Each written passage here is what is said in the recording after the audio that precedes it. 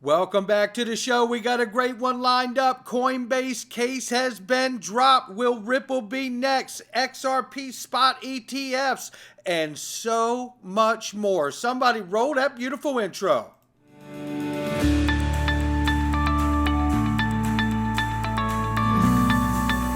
Digital Perspectives with Brad Kimes. Come on in.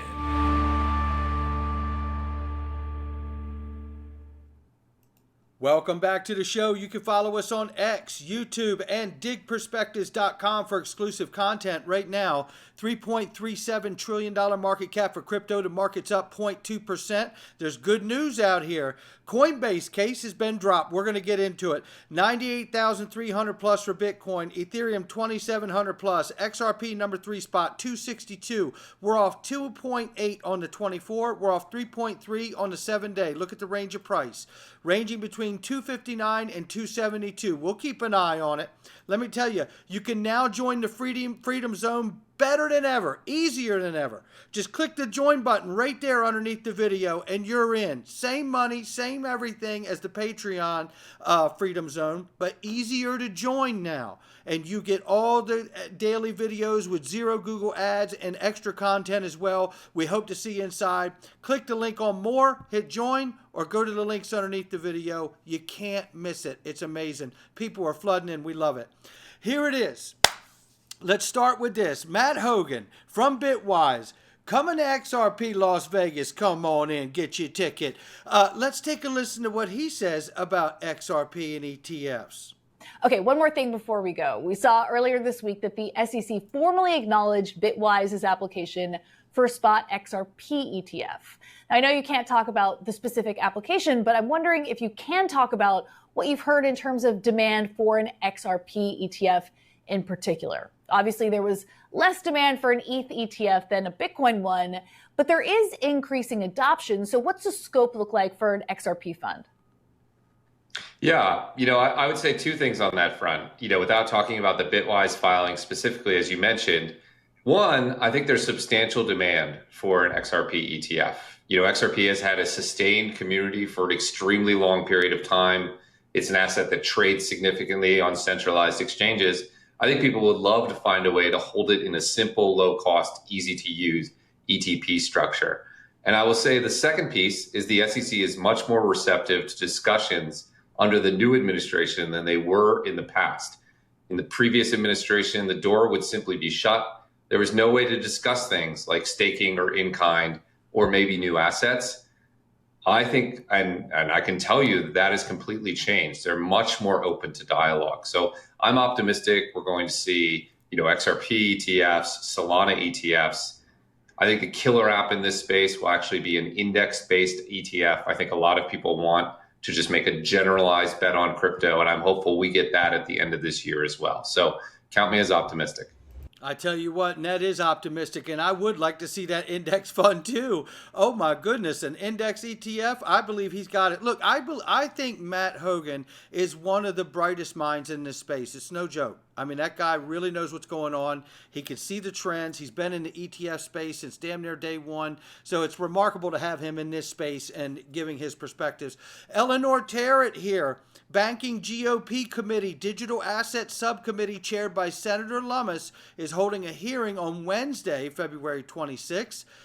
Next week, exploring bipartisan legislative frameworks for digital assets. Now, witnesses are going to include Jonathan from Global Head of Policy Government and at Kraken.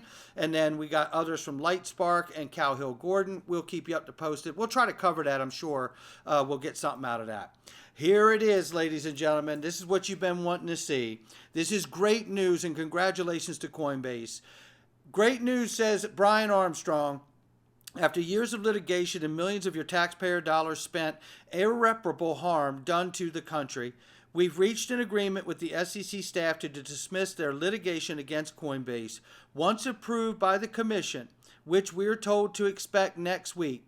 This would be a full dismissal with $0 in fines paid and zero changes to our business. This is hugely vindicating, especially because many people questioned my decision to engage in litigation with the SEC on this matter in 23.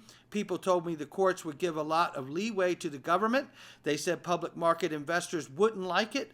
They said it would take years and cost us tens of millions of dollars in legal fees, which it did. They said the agency would use mafia tactics like trying to pressure other companies not to work with us while the lawsuit was underway, which they did. He says, but I know a few truths that help make it an easy decision to fight them in court. And then he breaks that down, which we all understand well as well. Now, I have a clip of him, which you're going to want to hear, where the SEC staff has agreed to dismiss the case. Let's listen to Brian directly here. Brian here from Coinbase. Well, today's a really good day because we just heard from the SEC staff that they're planning to withdraw their litigation against Coinbase. Now, this still needs to be approved by the SEC commissioners, but we're hoping that happens next week. And if this goes through, it's a really big deal, not just for us, but for the whole crypto industry, the 50 million Americans who hold crypto, and I think for the rest of the world, because this is an important signal about where things are going. Now, ultimately, we still need to get legislation for crypto passed in America to codify some of these rules and make sure the industry can get built on shore. But if this goes through, it's still a very important legal precedent that rights a wrong that was taking place over the last few years, where the SEC, unlawfully in my view, decided to attack or even try to kill the entire crypto industry by suing lots of different companies, including us, claiming that many of these crypto assets were securities. Now, they did this despite there not being any law indicating that that was the case. They didn't publish any clear rules to the industry, and in our situation, they actually had allowed us to become a public company just a few years prior, where they looked at everything we were doing and our listing standards, and they got comfortable enough to allow us to become a public company. So we should not forget how close we came here to a few bad actors in the government actually going off and trying to kill this industry. I remember in 2023, a lot of people were advising me on this, and they were saying, do not engage in litigation with the SEC. It's going to cost you tens of millions of dollars. It's going to put downward pressure on your stock price. It's going to spook public market investors. And, number three, the SEC might fight dirty and pressure other companies not to work with you, which unfortunately did happen in a couple cases. But I think the thing that ultimately gave me the courage to do it was that, number one, I knew that we were right on the facts and on the law. Number two, if we didn't stand up to this bullying, it might have been the end of the crypto industry in America, because not as many other companies had deep pockets like we did. And ultimately, we had to spend about $50 million defending this case. And number three, we needed to stand up for our customers' rights. They weren't doing anything wrong, and they wanted to use this technology. This is America. I wasn't going to let some activist, regulator come through and try to make up new laws that didn't exist and take away our customers' rights. So I'm really proud of where this case landed. I hope it creates a domino effect in other cases that the rest of the industry is experiencing. And we're never going to stop fighting for crypto and freedom. Thanks, y'all. No doubt about it. And congratulations again to them. Makes you wonder when Ripple's next. But let's hear from John Deaton, who says someone needs to run down to that basement floor of the SEC and knock on the door that says IT support on a piece of tape and check on Jorge Tenrero, who led this entire shitstorm. That's exactly right. Jeremy Hogan says the Coinbase case was dismissed with prejudice, meaning it cannot be refiled later, not even a settlement agreement with some minor concessions. He says, I guess the SEC is not waiting for Atkins to be confirmed before making big crypto moves. Ripple? You got to wonder, is Ripple next? Paul Grewal puts a great thread together here, and he says quickly here, case dismissed in 2 words that every defendant in every case yearns to hear. Today, we can announce upon full commission approval the SEC is dropping our case. There will be no settlement or compromise. A wrong will simply be made right. We will still have work to do, and we can't take our eyes off the ball. Legislation is critical to ensuring this type of unlawful behavior doesn't happen again. We won't stop fighting until we have the clear rules needed to enable the industry to truly thrive in the United States. He's absolutely right about that. SEC staff is on this next phase of progress. He says, I want to thank the amazing legal team at Coinbase and our lawyers at Watchell and Sullivan and Cromwell who worked tirelessly on this misguided witch hunt. And thank you to Brian Armstrong and everyone else there at the board. We got to change the playbook on how public companies respond to a lawsuit from a major regulator, no doubt. And don't forget, Ripple set the tone here, ladies and gentlemen. That's what gets missing out of this. Right? It's unbelievable to me. So, nonetheless, here's Eleanor Tarrant sharing Sherry Empress's notes here. And this is new on Ripple. As Sherry Empress puts in the notes here, it's more procedurally complex than Coinbase, speaking about the case, right? The future order, a judge decreed that this court shall retain jurisdiction on the matter for the purposes of enforcing the terms of the final judgment for 1 year from its date of entry.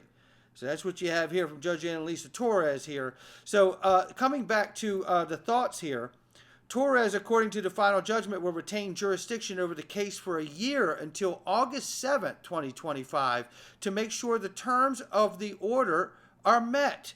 While the SEC could choose to drop the appeal at Second Circuit, they would also need to figure out how to approach the district court and possibly come to an agreement on the penalty ruling, reduce or ask to drop, and presumably get Torres's blessing as the presider. There's a degree of uncertainty in all of this because, as one legal source tells me, we are in uncharted territory right now. Shout out to Sherry for catching that one. And then here we have, here's a fun little caption from Jeremy Hogan here. Coinbase and the SEC broke up after a couple of dates. Ripple and the SEC moved in together and have a baby on the way. That breakup just takes longer is all. Oh, God bless Jeremy. That's incredible. What a way to make us all understand. I know that helped me a lot. I could tell you that. Oh, boy, that's funny. Now, here's something to take you out of here to remind you that we're going to make it out the other side, ladies and gentlemen.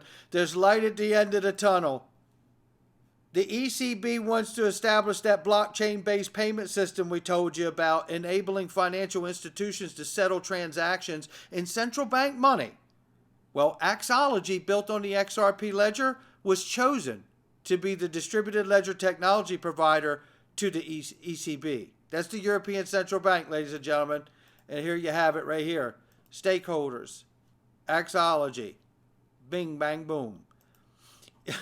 You know, you just can't make this stuff up. Maybe I'll just bring to your attention maybe something which is very obvious, which has been talked very widely, and which I have been participating also, is all the concept of digital currency as such, because that's also potentially could be the result of tokenization.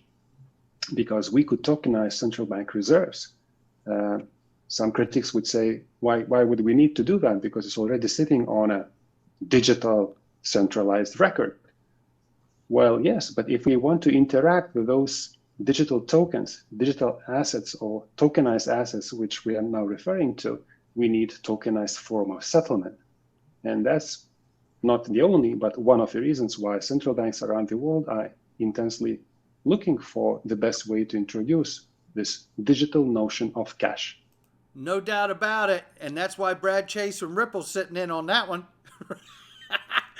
Hey, this is getting good, ladies and gentlemen. That's going to do it for me. We're going into the Freedom Zone. Again, go underneath the video, click the join button, and join us in here. I'll tell you what else is getting fun is we're about to get some very special information that I think is going to clean house in a way all across the board. I'll explain more inside the Freedom Zone. I hope you will join us. Not financial advice from me or anyone else. We're going in right now.